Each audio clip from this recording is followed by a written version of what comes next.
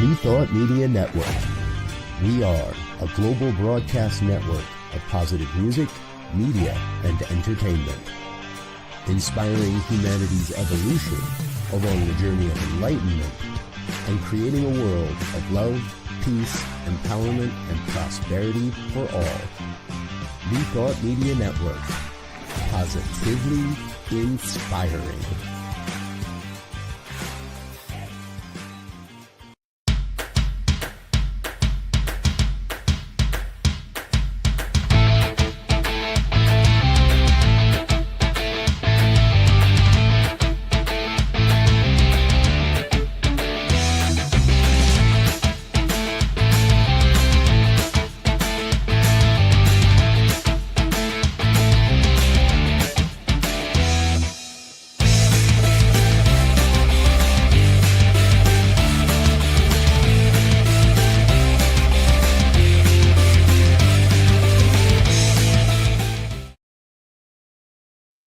Hello, hello, hello. Welcome to Rockin' the Love. I am Robyn. And I'm Gil, and we are happy to have you joining us today. It is another Wednesday. What are we in? March. Oh my gosh, the middle of March, isn't it? It is. Yeah. Well, we've survived both of our birthdays so far. It's very impressive. We just continue to keep growing and hopefully learning. And that's why we do the show with you, because we want to have a chance to just talk about some of the things that are important around relationships and hopefully inspire some thinking, answer questions, a little at least, and have some fun. Yay, fun. So if you're joining us for the first time, welcome, welcome, welcome. We are a married couple, which will become very obvious at some point during the show. Also, if you could like us, we will like you too. We'll like you back. And so today we're going to be talking about when overwhelm is at the helm. Oh my gosh. What does it look like and feel like and all of that in a relationship when overwhelm takes over one of the people? Because, whoever you're in relationship, that could be at work, that could be, your family, your partnership, whatever it is, just what does that look like and what can we do about it? And we will hopefully get some great tips, some ideas that we may or may not be using, but we will certainly try to put them into play. So, how are you? I am okay, only slightly overwhelmed. Yeah, doing well. And I, had a great birthday and it was great. We had family in town and it was really fun. And the world seems to be, flying through the universe as it always has been, at a rate of speed that seems enormous. And I keep, finding different things that make me feel better about the world and feel better about what's going on. I saw something just today that I thought was very fascinating, and that was a quote that says that all tyrants eventually fall away. And I was like, oh, that's a good thing to just realize, that whatever we're in, whatever the situation is, whatever looks out of place or tyrannical, we can know is eventually going to fall away. Because if it's not supposed to be there, it won't last. And if it is supposed to be there, we'll figure out how to traverse it. Interesting. I have a challenge with that, but okay. Okay. What's your challenge? I think when we start naming it like that, like tyrant and those kind of things, that it becomes the other and it separates it from the oneness. Mm-hmm. I would rather live into the, affirmation that spirit is bigger, God is bigger, whatever you however you frame that one, Mm-hmm. than anything I could be seeing or experiencing, that there's more than that. But if I start to go, oh, that over there is a tyrant, that over there is wrong. I mean, not to say that I don't say that or that I don't feel that, there is definitely different values that people hold that I may not be in alignment with, or they may not be in alignment with mine, but I don't know. Well, the quote is actually from Mahatma Gandhi, and it says, "For a time, tyrants can seem invincible, but in the end, they always fail." And I think the point of the quote is those who are attempting to overpower others, Right. those who are attempting to be out of sync in terms of what equality and equity is in the world, eventually will fail. I got it. Yeah. I mean, I knew that. And I don't think it's a matter of judging people. For me, it's a matter of acknowledging what's my perception of the world. That's more it. This is how I perceive it. I don't know that that's really what's going on, but in my perception, that's what it feels like. So there you go. Okay. Got it. I think I'm tired of perceiving it and judging it and having it, be, I don't know, having it be the main focus. Mm-hmm. So I hear you. All right. So that's that. So, okay. Okay. Yeah, your week was good. Your birthday was good. We went to a escape room, which I think that was fun. I think that practitioner corps and ministers should have to do that. Ministers should have to do it with their practitioners. Be in the escape room. Well, actually, I think you should get a group of I think this should happen in many arenas. A group of management or CEOs or senior ministers, and put them all into a room and tell them now that they have to work together to figure this thing out. Because I think that would be fascinating for some of us. Well, yeah, but I think some people do that. Some corporations. Right. I think it's a great learning. Yeah, but it was fun. We had a fun time. We would have not made it out with the zombies. We made it into the second room, but that was it. On the buzzer, we got into the second room and realized we weren't out yet. Yeah, so we'd be zombies. Yeah. But it was fun. It wasn't as scary as I thought they'd be. I think they were scarier when they started. Maybe. Because I think they really locked you in a room then and did all those things, and then probably the fire marshals came along and said you can't do that, and you know what I mean? I think it's changed. Because I remember people really being locked in the room until they were let out. Right. Right. And feeling like they couldn't. Yeah. Where at ours, the guy was like, the door's open.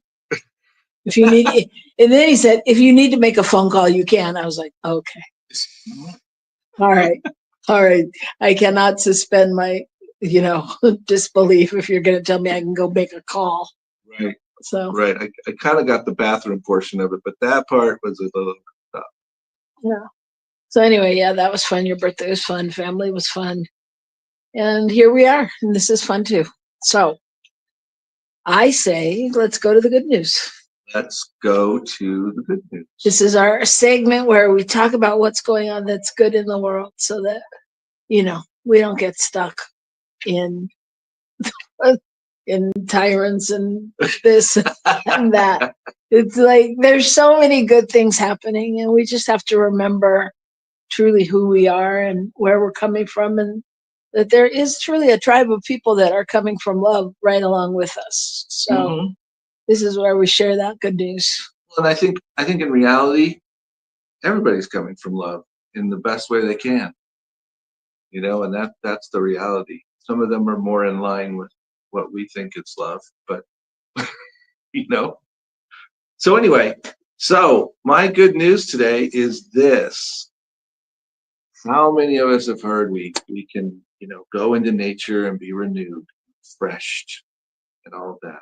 Well, that, along with Mutual of Omaha's Wild Kingdom, as you may remember, actually could do the trick. You don't have to go into nature necessarily. Just watching nature will reduce pain. So just allowing yourself to be immersed in it through a screen, or paying attention that way, can give you some of the same outcomes as being actually in the forest on a hike kind of thing. So what they found was with neuroimaging, they could see how people experience pain, and that the perception of pain in the body would be reduced when people were watching nature. Isn't that wild? Yes, it makes sense. I mean, it makes sense though, doesn't it? Well, I think it makes sense because I think the reality is that looking at nature allows us to relax somehow, allows us to let go, allows us to lean into something bigger than ourselves, and that changes it. So the pain relieving effect can be achieved through a virtual nature exposure, which is easy to administer and doesn't require any drugs. So that's kind of cool. So anyway, I thought that was a very fascinating study. And I think this is one of those things that you sort of know, but to actually have the scientific backing of it makes it all the more interesting. Well, I think it kind of speaks to, even if you're, homesick or not feeling good and you want to flip through some old National Geographics or so. No, but seriously, like, just when we sit with a picture like that or an image that makes us go and breathe and really relax somehow, I'm sure that too is helpful, right? Yeah. Okay. Anything else? Because you're looking like you have something else to say. Don't. What about you? Did you have one? Oh, unusual. Yes, of course I have one. Oh, good. Otherwise, this wouldn't be the good news segment. It would be your piece. Just your piece. Oh, I like that. Okay. Yeah. All right. So mine is about a bus driver in Louisville, Kentucky, named Larry Farish. And he drives a school bus, and in the morning he picks up kids for school, and he noticed that his one little regular student was really beside himself and distraught and not happy. And he talked to him. He said, what's going on? And he told him that it was pajama day at school and he didn't have any pajamas and he wasn't going to be able to participate. And and then he went and sat down and was just very withdrawn and inside himself. And so Larry thought, well, I got to make this right. So after he finished, he went to the dollar store and he got a couple pairs of pajamas and he went back to the school and brought them to the boy. And the boy was so excited. He was just beside himself that he could participate and be part of. And, and the school was so thankful. And it's just, to me, it just speaks to those little things that are so easy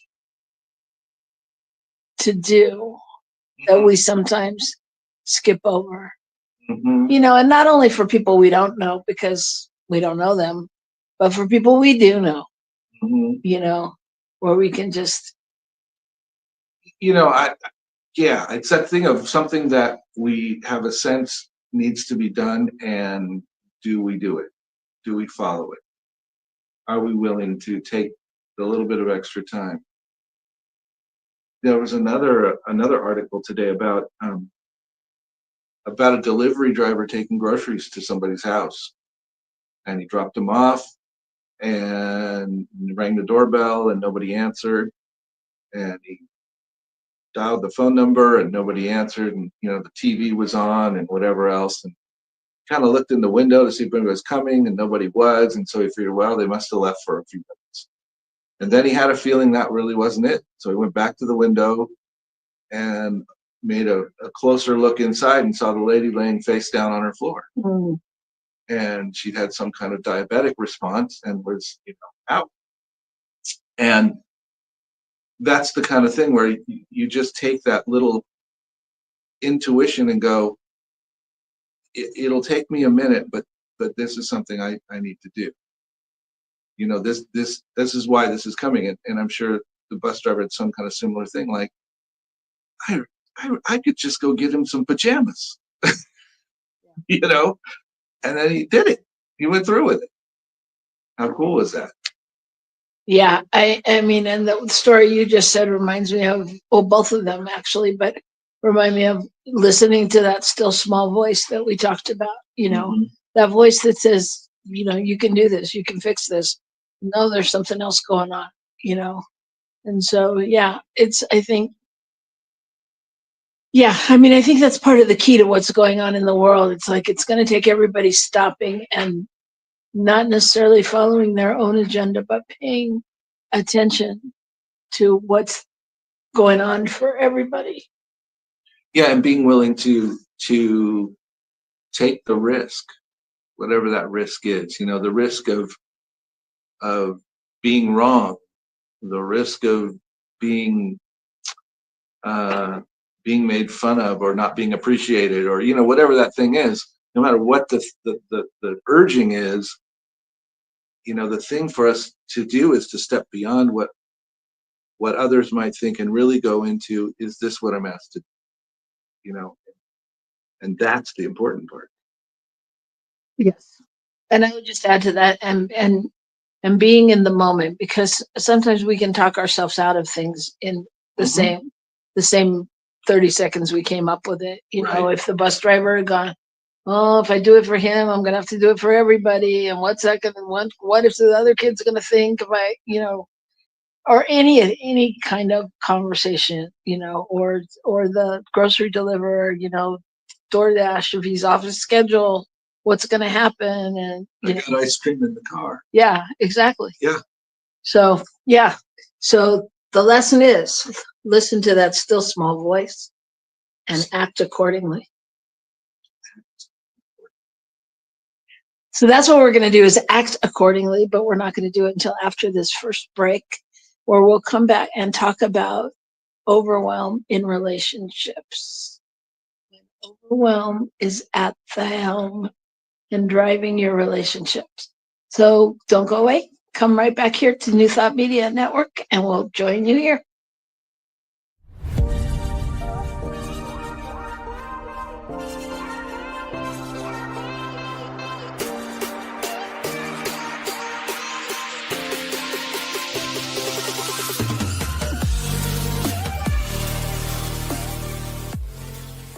Please help us say thank you to our organizational sponsors, including the Hefferland Foundation, Affiliated New Thought Network, International New Thought Alliance, Science of Mind Archives and Library Foundation, Center for Spiritual Living Denver, Center for Spiritual Living Midtown, New Thought Philadelphia, Planned Happiness Institute, Summit Center for Spiritual Living, One Heart Retreats, Center for Spiritual Living on the Lake, Unity Kitchener, Unity Spiritual Center Ottawa, Om Center for Spiritual Living, Satya Center, Begin Within Ministries, Center for Spiritual Living North Jersey, Unity of Savannah, and the Center for Spiritual Living Seattle,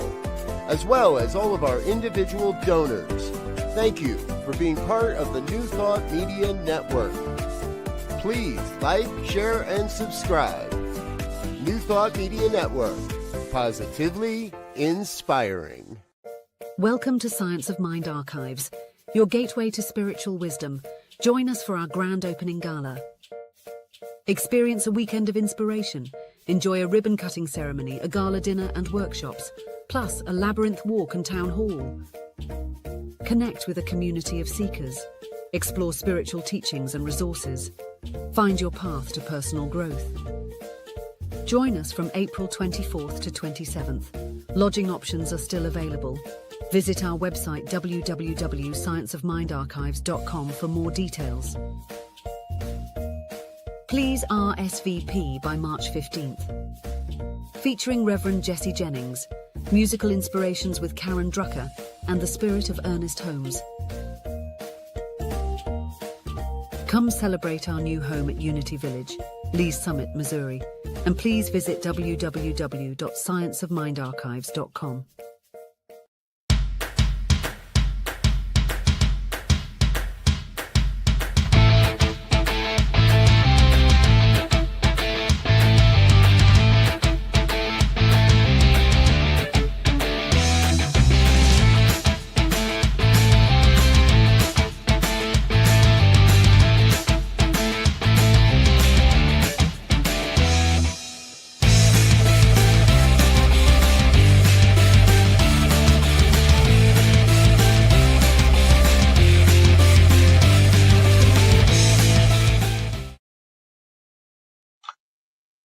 Hello, we're back. You're back on Rockin' to Love. I'm Gil, I'm Robyn. and we're excited to be here with you today where we talk about relationship and just what it means to be in relationship with yourself, with your boss, with your employee, with your grandchild, with your whatever it is. We're constantly in relationships everywhere. And so talking about them, we believe, is helpful. So here we are. What are we talking about today? When overwhelm is at the helm of your relationship, when it's driving your relationship, what do you do?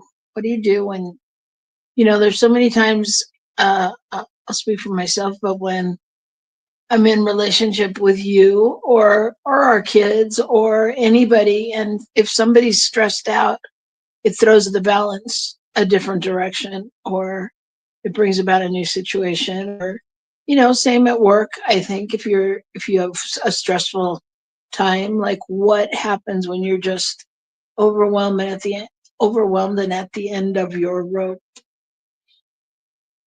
That's a really good question. And so I think, talking about this, you kind of have to talk about it from a couple angles. One is how or what do we do as a person who maybe is experiencing overwhelm? Mm-hmm. And then how and what do we do as a person in relationship with someone who's experiencing overwhelm, right? I mean, of course, there is the idea sometimes of certain relationships create overwhelm, and sometimes people don't really realize how the way they are in a relationship creates overwhelm. So there's kind of all three of those things going on, depending on which one you're talking about. But any one of them requires us to think outside the box that we're in, right? Whatever that box is, whether we're the person having the overwhelm, the person trying to be with the overwhelm, whatever. Yeah, I mean, I'm not sure, but I mean, yes, I imagine that's correct. But not only thinking outside of the box for me, it's just utilizing different skill sets that might not be the standard everyday norm. You know what I mean? Like, I don't know, you have to think, I guess, outside of the box or something. Well, sometimes when one is in overwhelm, it can be very difficult to notice, to acknowledge, to whatever, how it's affecting relationships. Because the feeling is there's too much to do. I can't do it all. I don't want to do it. Whatever it is, So yeah, let's identify it for you. What are the feelings of overwhelm? What are the signs or the feelings that indicate your partner or yourself, I guess, are in overwhelm, or that someone's experiencing overwhelm in a relationship? But for me, I think it comes when when I feel like I don't know I don't know how to successfully complete whatever is in front of me. Mm. You know, and because it's not, and it's not always what's exactly in front of me. It's the more I sense that there's more stuff in front of me, then the overwhelm happens, and then even the smaller parts that I could deal with easily become part of the process of I can't do all of this kind of thing somehow. And I think also the feeling for me, overwhelm is connected to a feeling of inadequacy. So,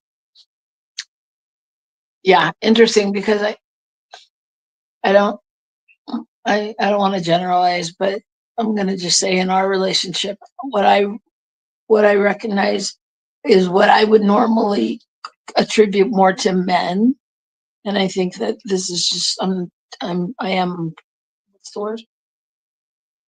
uh, Okay, thanks. I am. It wasn't that. Oh, uh, um, I'm trying to. I mean, anyway, I don't want to stereotype, but I think this is common knowledge that, like, because you said it. You said that you feel inadequate, that you can't, you right, don't know how to do something. And I think that freaks boys out more than girls on some level, because you have whatever tape you have running about what you're supposed to know how to do. right, So that is one thing. I mean, I have learned from being in relationship with you, is that when that happens, to make sure you know that you are adequate. It's okay that you don't know, how to put the Grand Marnier whipped cream on the French toast, or how to make it. You know what I mean? That you don't have to know everything. Um, but I mean, I think it's different what throws people into overwhelm. I mean, the same basic, idea, but like that, because when I'm overwhelmed, it's not because I don't know how to do it. Generally, I mean, I don't, that feeling doesn't resonate for me at all. It's more about, there is so much to do, and how am I going to get through it? well, I think that's in some ways that's what I was saying as well. That I don't know how I'm going to do it refers to there's too much stuff. I don't know how I can get it all done. So I think sometimes, yes, it does refer to things that you feel like you should be able to do and it's not working, or but it also is that there's too much and I don't know how to get through it all. I don't see the pattern to get through it.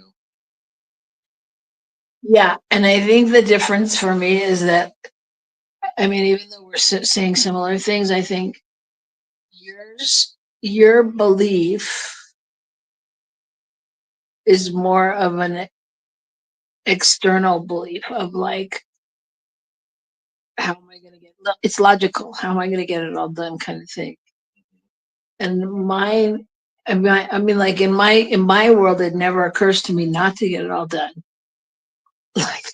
like, because I'm a woman. I'm like, da, da, da, da, I can do it, and I'll just put on my cape, and somehow we'll make this happen. You know what I mean? So I think there's two kind of sets of thinking, even though they may get us both to the same place. Right, right. You know, That's kind of fun. and both of them. I mean, both of them may be totally. I don't want to say wrong, but we still may not get the result we want. It may be as far out of whack as the other. Yeah, they may be, because it's like, on the one hand, so that makes my core issue probably not taking care of myself, or not, and your core issue. Unable to do it. Yeah. Yeah. Yeah, like not worthy, but you're not accomplished with enough or whatever. I think that another thing in terms of overwhelm that I've experienced watching myself deal with much better, but that is sadness and disappointment. That can throw me into into overwhelm. And I really been grappling with reframing, being able to hit it head on and then to allow it to be done and move on and not get stuck in it, Yeah, I do know, because is my next question. I mean, in leading us on this path and trajectory. So if you're feeling like that, if we're both feeling overwhelmed at the same time, we've got, two different kinds of in ways, whatever. And so how does that impact our connection? What does that do to our relationship and the overwhelmed and the emotional and the spiritual connections between us, or between anybody, between partners, between your boss and you, whatever it is, and because it obviously throws it one way. Yeah. Well, I think another thing is to be able to acknowledge the sadness or the frustration with something, some situation outside of our relationship. Be able to acknowledge it, and then move forward. And that's An area of growth for you? Maybe, but I think I have grown incredibly in that. And yeah, I think you have to. I think I've demonstrated that I can do that in a whole different way. I may still have a limit. Well, I don't even know if it's a limit as much as it is in the heat of the moment. Mm-hmm. You can't go there. And I mean, I think that has a lot to do with traits of male, female, yin, yang, whatever. That your pattern is in the moment. That's not what you do. You don't go to a place of talking or breathing and then going, now I get it. Now I see clearly through the forest. Whereas, again, I tend to do that a little quicker because I'm like, I need to get to the end of it so I can keep moving. So yeah, I think that's an important thing, is, the impact it has, especially when we're both overwhelmed. Mm-hmm. Mm-hmm. Yeah. Yeah. And I think that, and the other thing, of course, that's different is that you would tend to come right to me or someone else and say, this is what's going on. Geez, all right, now what do I do? Now let me think about it. Let's talk about it. Where I'm gonna go, I can't do this. I need to just have some time. Yeah. I need to process. And I've done that as well, and just let it be and not even brought it up for a period of time until I felt like I could actually talk it through. Yeah. Which is ultimately good. Because it results in better results all the way around. Whether it's talking directly to somebody perhaps that I'm having an issue with, or whether it's talking to you about the issue or someone else about the issue. If I'm just in that place where I'm overwhelmed, hurt, angry, whatever, then it's not gonna help. Okay. Does that make sense? Absolutely.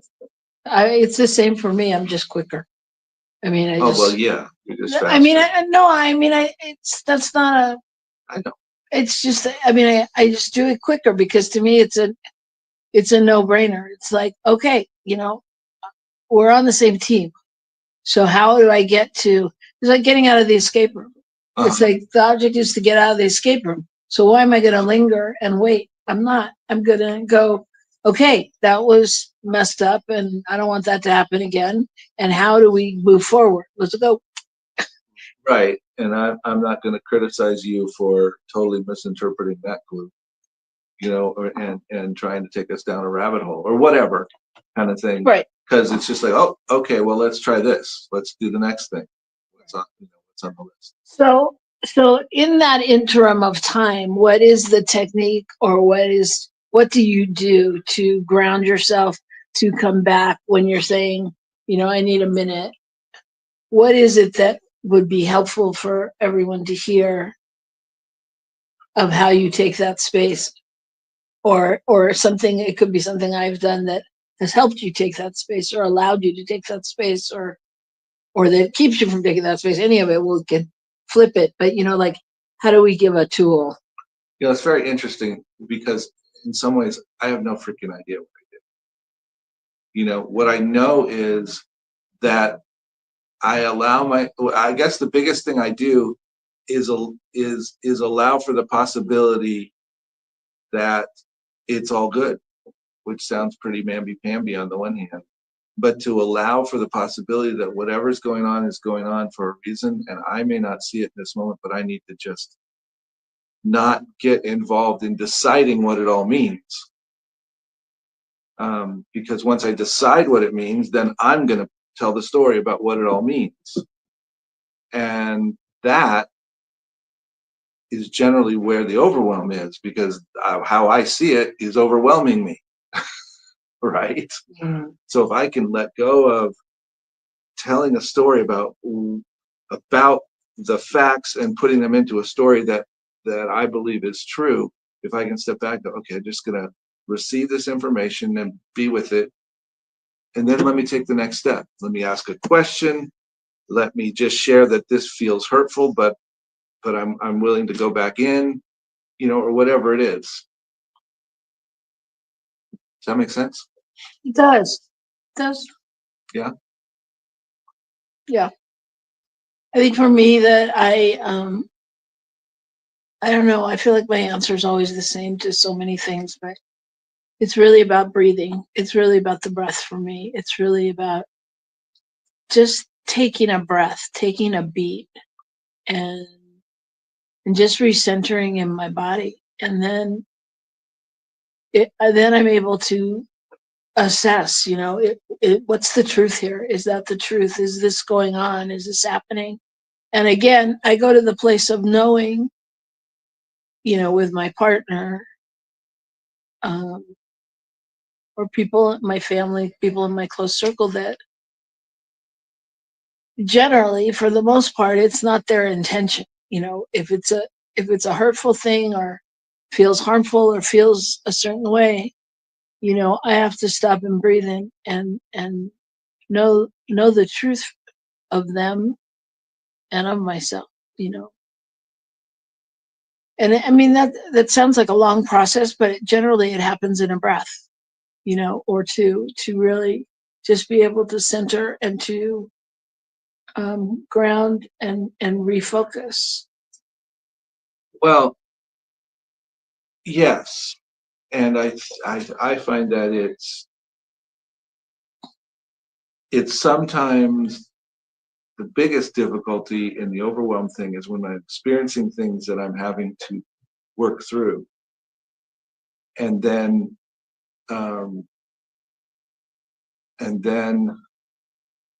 I feel any kind of criticism or whatever from you, then I am just totally, I don't have the capacity literally to deal with it in that moment, or I haven't figured out how to have the capacity yet. Well, so sometimes it just I can't. Yeah, I hear you. It's interesting that you say that, because I was thinking about like with kids, like with our teenager, that there's times when he says something, and I have to take a breath and realize and run it through the mill that it's not personal. He doesn't mean it. Yes, he's trying to hurt me in some way because he's hurt because he can't do something he wants, but it's not personal. It's not personal. It's just him reacting. And I was thinking, when you said that, especially when you say, when you give me a criticism, is that what you said? I don't know, maybe. I mean, I think you said something that feels like one or is one. I don't know. So something that feels like a criticism, and I get it. It's not the right time for you to hear it or whatever. But in my mind, if that was me, there would be there's a transaction that happens in my mind where I go, okay, it's not personal. I have to keep going to Miguel. A reason it's the four agreements that it's not personal. That if I'm telling you, yeah, you really need to tuck your shirt in. Well, I get it, and I'm just using you because the example because of what you said. I mean, I get where it could sound like a criticism, but at the end of the day, if you go, she's on my team, she wants me to look the best I can look. Other people are going to be looking, going, why didn't he take his shirt in? I mean, those kind of things. I don't know. Well, I think the thing there is the piece that's different is where one is with the entirety of their life, the entirety of what's going on in their life. For me, when I've had to utilize those skills over and over again with all kinds of interactions, then I sometimes literally don't feel like I can do it again.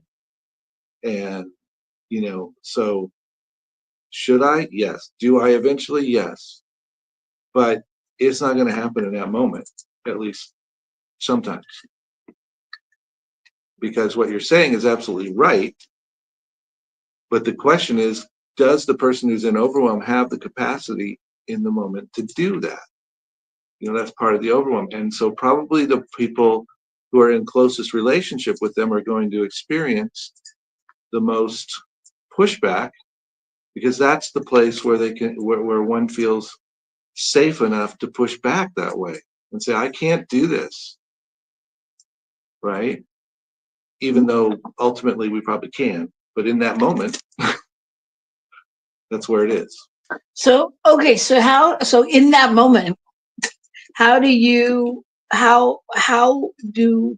partners find a safe way to communicate and to move to the next place and to support the moment?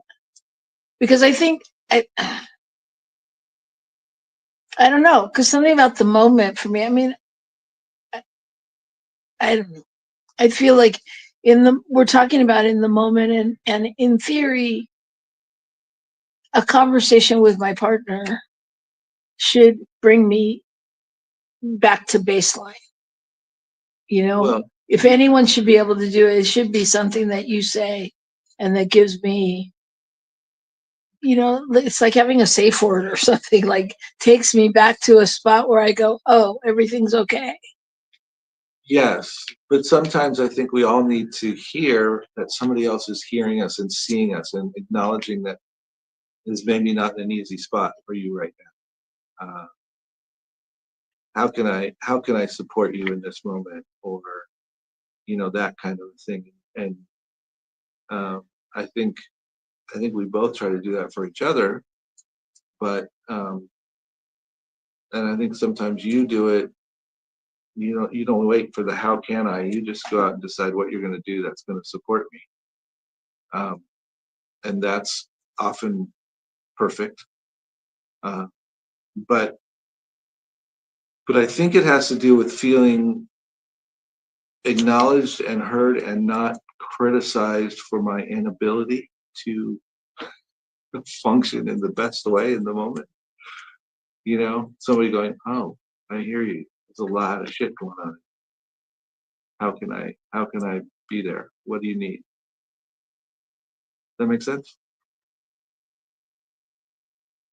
Yes. It does? It's good.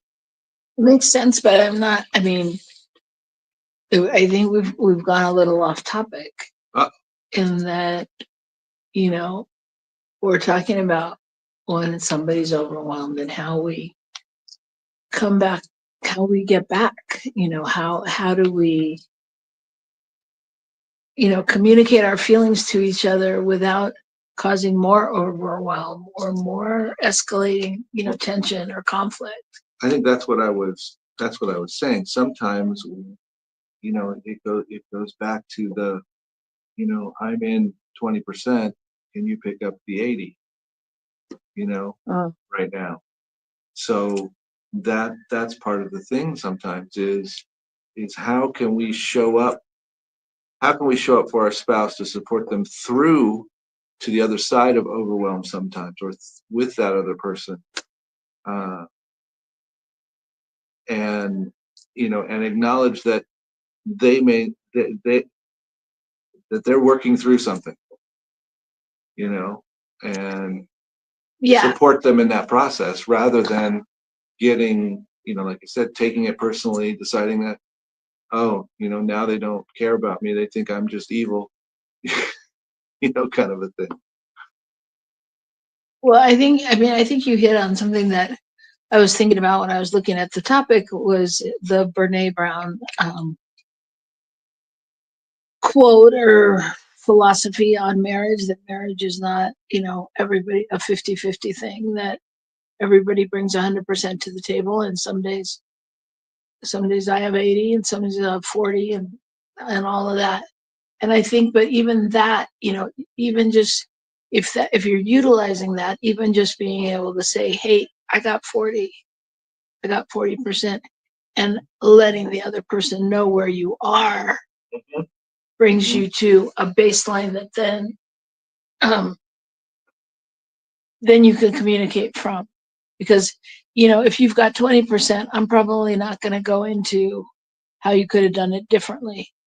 If you got 60%, I may be able to say to you, well, how about if you do this? And you may go, oh my gosh, that's a great idea. But I think, so how does one get to that place where, where we can learn from our overwhelm, and it can teach us to, teach us better ways of communicating. Well, I think you said something really interesting there, and that's about acknowledging where we are and saying, this is what's happening for me right now, and that's where I am. So I'm doing the best I can with this, but this is what's going on. And being able to, as another person in the relationship, hear that and go, okay, let me figure out how to be with that. And the danger there is that somebody might become dependent on just telling other people, oh, I'm doing the best I can right now. Can't do it. And pretty soon it's like, yeah, you're not really trying that hard because you're always asking me to pick up the slack. So there's that give and take there. Are we honestly doing the best we can, and are we honestly working towards moving ourselves out of that overwhelm? And that may require shifting other relationships that we're in. It may require shifting the one that we're in. It may require changing our work situation. It may require getting help that we didn't want to get. Bringing somebody on board to help us with the job, bringing somebody on board to help us with our mental stability, whatever it is. Yeah, I think that, there's a role in each relationship. And again, even with your boss or your family, that, like, what part does personal responsibility play in it? Right. Right. And being able to really communicate, it's like fill in the blanks. When I get overwhelmed, I feel blank, or I do blank, or I shut off, or, whatever it is. And being able to be aware of those tendencies, so when it's safe or best or to communicate. You know what I'm saying? Yeah. Because I think I think right now what we're being asked in the world, and maybe always, but certainly feels a little more blaring to me, is to pay attention. And what are the lessons we can learn from this? What are the lessons that we learn from overwhelm?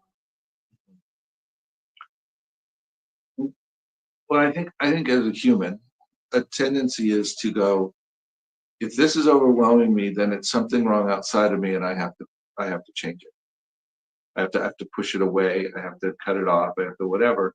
Instead of going, what is this overwhelm telling me about how I'm thinking about things, or how I'm willing to reach out for help, or how I might, you know, think about the fact that what are my choices in life, rather than going, well, this is my only choice, and so so this job is it. It's screwed, you know, that kind of thing.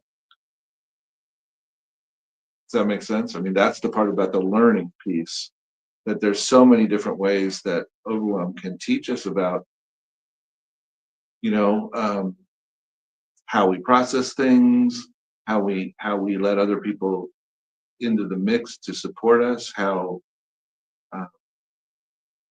all those things. Sorry, I got caught up in No, I think, yeah. And I think there's also, I mean, there's also a point in overwhelm for people that can be the point at which they need to seek help, you know, from others, or from a group, or, you know, from a coach or a practitioner or whatever, and know, like, and sit down and really figure out some things, like, okay, this isn't working. What do I need to do? What do I need to let go of? I mean, I could tell you, in my experience of overwhelm, which I am currently in, I'm pretty clear that I can't go see anyone because they're going to tell me what I already know, and that's going to piss me off. But I mean, that I need to let go of things, that I am doing too many things, you know, and not enough of them are focused on my joy. They're focused on stuff for other people, which means for me that I'm always meeting somebody's deadline, or there's more than me involved for the, you know, for knowing it's complete, which puts a different layer of, you know, responsibility or pressure kind of thing on me. So I mean, I say that just to say, so when does someone, you know, when do you seek a coach or a life coach or a practitioner? And when do you say no? What? When do you, yeah, exactly. When do we allow ourselves, you know, to decide that if I'm going to be in service, I have to figure out where I'm to be and where I'm most effective, not just take on anything people suggest that they want me to do. You know, because I may be able to do a bunch of things, but is that really where I'm being of the most service? Or is that just making it easy for someone else in that particular situation? Yeah, and I imagine as a minister, and as ministers out there listening, that that's actually kind of important for your church, is your centers, your boards, your all of those things, because every church I've been a part of, there's always it's always out of balance. It's always out of balance, and it's always that there's not enough volunteers, and then, you know, practitioners step in, and then they're doing too much, and, you know, and so it grows and grows and grows and grows. And so how do you keep that? How do you create the space to be supportive and nurturing and okay if you can't, you know, sign on the dotted line in blood and be there every week to do everything? Yeah, and attempting to be everything to everyone, and attempting to do everything puts us in a position of potential overwhelm for ourselves. So, you know, first off, and second off, in a position of, for those of us that struggle with inadequacy, feeling more inadequate because it becomes very difficult to accomplish any of those things well, or on time, or whatever. So learning discernment, learning when to say, you know, that's a great thing. It's not mine to do, but it's a great thing, or whatever, to to allow myself to input, the gifts that I have into the things where those gifts are really going to create something. And if I'm spending all my time barely getting other things done, then even those areas where I really shine, I'm not going to shine because I don't have the energy, the time, the whatever to do that. All right. So the overwhelm has to teach us how to take, in a certain way, to take control of our own life. So, as you may or may not know, both Gil and I are overwhelmed in our relationship, and so I would leave the show with this question today, and this question for you. What is one thing that you can, I guess, commit to or offer up? I don't want to say commit to, offer up into our relationship to reestablish the balance? Into our relationship, particularly, or into the life so that I can do it better in our relationship? I'm just curious. But I meant our relationship, but any answer is fine. every answer is a good answer. Yeah, every answer is a good answer. Because what I was first thinking when you started to say that was what I would offer up is letting go of the idea that everything is our responsibility to fix, or one's personal responsibility to make right, make whole, make whatever. That a lot of things are not our responsibility to do. Our responsibility is to act in integrity with whatever our role is, but not to make somebody else feel or do or be anything.